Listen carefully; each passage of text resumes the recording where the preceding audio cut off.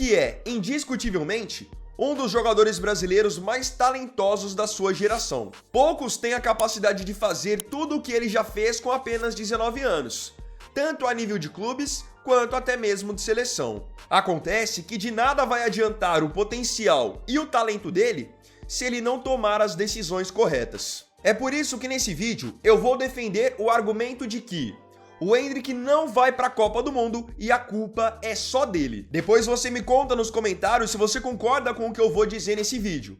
Mas lembre-se, assista até o final para entender todos os argumentos.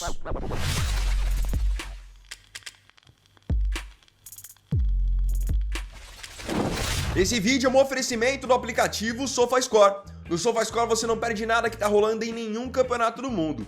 Horários dos jogos, resultados, classificações e muitas estatísticas na palma da sua mão de maneira gratuita. Para baixar o aplicativo, escaneie esse QR Code apontando a câmera do seu celular ou clique no primeiro link da descrição. O primeiro ponto que tem que ser levantado sobre a passagem de Endrick pelo Real Madrid é a sua sequência difícil. Ele vem de uma primeira temporada no Real Madrid onde, primeiro de tudo, é uma temporada de adaptação e uma temporada desafiadora. Você chega com apenas 18 anos, você está no maior clube do mundo, com alguns dos melhores jogadores do mundo, então podem ter certeza que isso não é nada fácil. Você chega num ambiente onde você é totalmente novo e você é bem imaturo, bem cru, comparado aos outros jogadores que estão por lá. Então é um primeiro momento onde você vai aprender muito e mais ouvir do que falar. Isso é muito claro. Só que nessa primeira temporada em que o Endrick esteve no Real Madrid, o maior problema para ele acabou sendo, obviamente, a falta de minutagem. Porque qualidade, todo mundo sabe que o Endrick tem, ele sabe fazer gol, é um cara de muita força física, mas como que ele vai mostrar isso se ele não consegue jogar? Pegando a primeira temporada dele pelo Real Madrid, ele jogou 37 jogos. Só que desses 37, ele foi titular em apenas 8. E a maioria dos jogos, o que acontecia? O Endrick entrava em campo faltando 2, às vezes 3 minutos para o jogo acabar. O que o jogador vai fazer tendo apenas 2, 3 minutos para entrar em campo? Por muitas vezes, acredito que o Endrick não tinha nem tempo de esquentar. Já teve jogo que eu assisti do Real Madrid, que o Endrick entrava faltando 3, 4 minutos para acabar e praticamente nem pegava na bola. Ele encerrou essa primeira temporada dele de Real Madrid com uma média de apenas 22 minutos em campo por partida. Mas calma que a sequência difícil e complicada dele ainda piora. Se já não bastasse ele ter jogado bem pouco nessa última temporada, quando parecia que ele teria um pouquinho de espaço, as coisas conspiraram para dar errado. Até então, obviamente que o titular do ataque do Real Madrid, o comandante do ataque, era o Mbappé. Só que quando chegou bem na época da Copa do Mundo de Clubes, o Mbappé acabou tendo alguns problemas estomacais. Ali era o momento de o Endrick pegar e assumir o seu espaço no time e tentar mostrar serviço. Mas isso, infelizmente, não foi possível, já que bem na reta final da última temporada, antes da Copa do Mundo de Clubes nos Estados Unidos, o Endrick acabou tendo uma lesão na coxa, que acabou o tirando completamente da Copa do Mundo. E essa mesma lesão na coxa tirou o Endrick também do começo dessa nova temporada com o Xabi Alonso. Ou seja, agora que ele está recuperado e pode jogar, ele é o último da fila, ele está atrás de todo mundo, já que ele começou a temporada também depois de todo mundo. Ele esteve disponível para o Xabi Alonso em 4 jogos até o momento, foi relacionado para os 4 jogos, mas não saiu do banco em nenhum deles, nem na La Liga e nem na Liga dos Campeões. Agora vamos falar sobre decisão ruim. Para mim, foi uma decisão ruim do Endrick ter continuado no Real Madrid para essa temporada. Aí alguns vão argumentar, poxa, mas quem quer sair do Real Madrid? Isso para mim é muito claro, ninguém quer sair do Real Madrid. Você está no Real Madrid, você está com os melhores do mundo, você vai ganhar, obviamente, bem, você vai evoluir, você vai estar no mais alto nível de competitividade, você vai brigar por títulos, isso é muito claro. E em situações naturais, eu acho que até é o certo a se fazer, você continuar no Real Madrid. O Vini fez isso e olhem o que o Vinícius Júnior é hoje. O Rodrigo fez isso e olhem o que o Rodrigo é hoje. Só que o caso do Endrick é um caso bem específico pensando na Copa do Mundo. A Copa é já no ano que vem. Então, se ele não estiver jogando, vai ser muito difícil que ele seja convocado. Então aqui, por que eu aponto uma decisão ruim? Porque na última temporada, mesmo com o Endrick jogando bem pouco, com apenas 8 jogos de titular, ele conseguiu ser o artilheiro da Copa do Rei. Na Copa do Rei, o Ancelotti sempre dava mais espaço para ele, mais minutagem, e já teve jogo em que o Real Madrid conseguiu se classificar só por conta dele, porque ele fez gol importante, gol decisivo. Então, outros clubes da Europa olharam para o rendimento dele e para o potencial dele e enxergaram a possibilidade de contratá-lo nessa última janela. Vários clubes de várias ligas importantes chegaram a cogitar a possibilidade de contratar o Endrick por empréstimo. Esses clubes poderiam dar o que para ele? Confiança, minutagem, ele poderia até jogar em times bem inferiores ao Real Madrid. Mas lá ele ia ter a garantia de que iria conseguir jogar, iria mostrar serviço e então estaria mais próximo da seleção. Mas não, ele tomou a decisão junto com seu staff de continuar no Real Madrid, acreditando que poderia lutar pelo seu espaço, e isso agora vai se mostrando como um grande erro. No fim, o Endrick meio que acabou se contentando em só ficar com a camisa 9 que era do Mbappé. Mas vamos ser sinceros, ter a camisa 9 do Real Madrid é uma grande honra? É óbvio que é uma camisa histórica. Mas, pra mim pelo menos, é muito melhor eu jogar com a camisa 50, com a camisa 93 e ter algum espaço, ter uma minutagem, do que ser o camisa 9 e não jogar nunca. No fim das contas, o número da camisa é algo legal, é algo grandioso, mas não é algo determinante, algo fundamental. Um dos grandes problemas do Endrick no Real Madrid é a concorrência pesada. O Endrick tem talento, isso é inegável. Como eu falei no começo do vídeo, é um cara que sabe fazer gol, tem muita força física e acho que um dos grandes atributos do Endrick é a personalidade. Ele é aquele cara que no momento difícil do jogo, você vai dar a bola nele e ele vai fazer alguma coisa de diferente. Vai ao menos tentar. Ele é um cara que ele pode pecar por errar, mas não por omissão. Só que quando a gente está falando de Real Madrid, o nível é completamente outro. A concorrência ela é quase que desleal. Você compete por posição com alguns dos melhores jogadores do mundo. Hoje você pega o ataque do Real Madrid, você tem pela direita o Mastantuono, que acabou de chegar e acabou passando na frente do Brahim Dias na briga por espaço no time. Você tem pela esquerda Vinícius Júnior, que foi the best em 2024.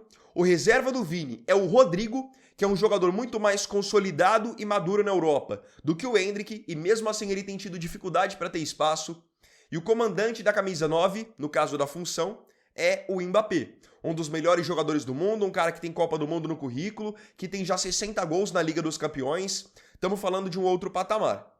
E além de esses caras hoje serem os titulares, serem as principais peças, ainda o Endrick ganhou mais um concorrente na posição. Até então, na temporada passada, ele era o reserva imediato do Mbappé. Então o Mbappé ia sair ou estava machucado, algo do tipo, Endrick assumia. Para essa temporada as coisas mudaram, porque na Copa do Mundo de Clubes, o Gonzalo Garcia acabou ficando com a vaga do Mbappé pelos problemas estomacais e com a vaga que seria do Endrick pela lesão na coxa. Foi bem na Copa do Mundo de Clubes e hoje passou na frente do Endrick na fila pela preferência do Xabi Alonso. Com essa concorrência fica realmente difícil ele ter espaço. Ele ao longo da temporada vai ter alguma chance? É óbvio que uma chance ou outra ele vai acabar tendo. Mas eventualmente vai jogar poucos minutos e provavelmente pode ter a possibilidade de jogar fora de posição também. Com isso, ele não vai render o seu melhor e nunca vai atingir o ápice da confiança para poder se desenvolver. Falamos bastante sobre a situação do Endrick no Real Madrid, sobre os problemas que ele enfrenta no Real, e agora é hora de falarmos da seleção brasileira. A seleção é o outro lado da chave. Hoje tem convocação, acho pouco provável que o nome do Endrick apareça, mais pra frente eu vou explicar o porquê disso. Mas assim, a seleção hoje, ela tem boas opções que estão bem na frente do Endrick, isso é muito claro. Eu acho que hoje nós não temos nenhuma unanimidade para a camisa 9. Não tem nenhum cara que hoje tenha assumido a camisa 9 da seleção que você coloca a 9 nele e fica tranquilo, ele vai resolver e vai fazer os gols. Até agora ninguém fez isso. Mas você tem bons jogadores que têm sido convocados. Hoje, João Pedro do Chelsea, Matheus Cunha do Manchester United e Igor Jesus do Nottingham Forest são jogadores que vêm bem já desde 2024. João Pedro quando estava no Brighton, Matheus Cunha quando estava no Wolverhampton e Igor Jesus quando estava no Botafogo.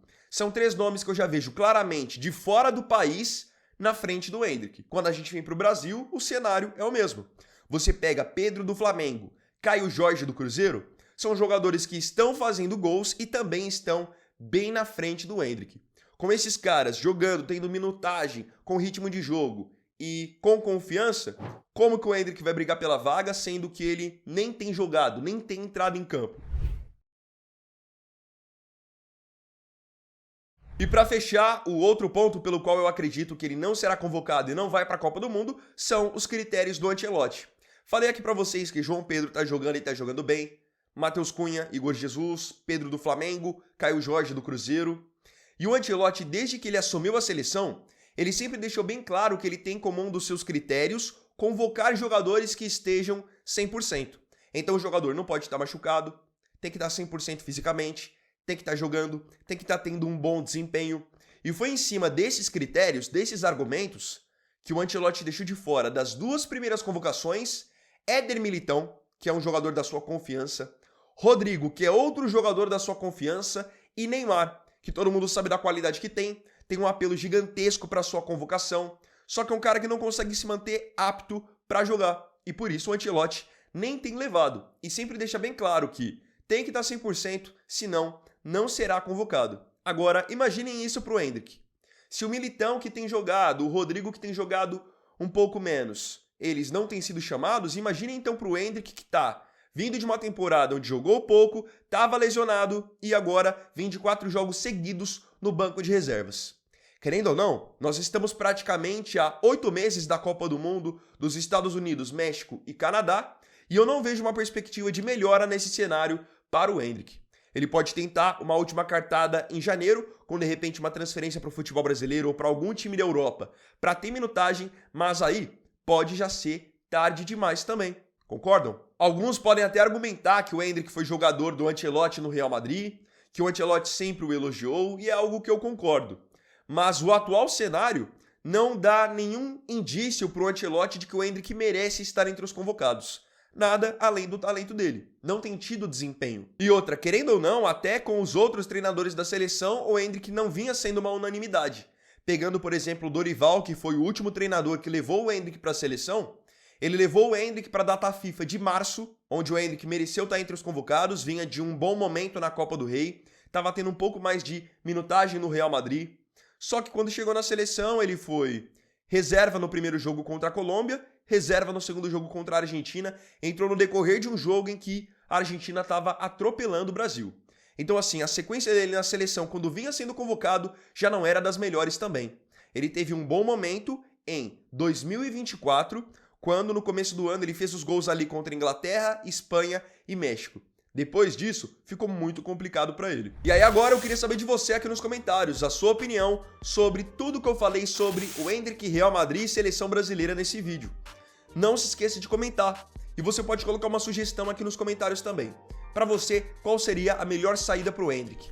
Uma saída para um outro time da Europa? Uma saída de repente por empréstimo para algum clube do Brasil? Para tentar ter visibilidade, ter espaço? Qual é a sua opinião? Comenta aí.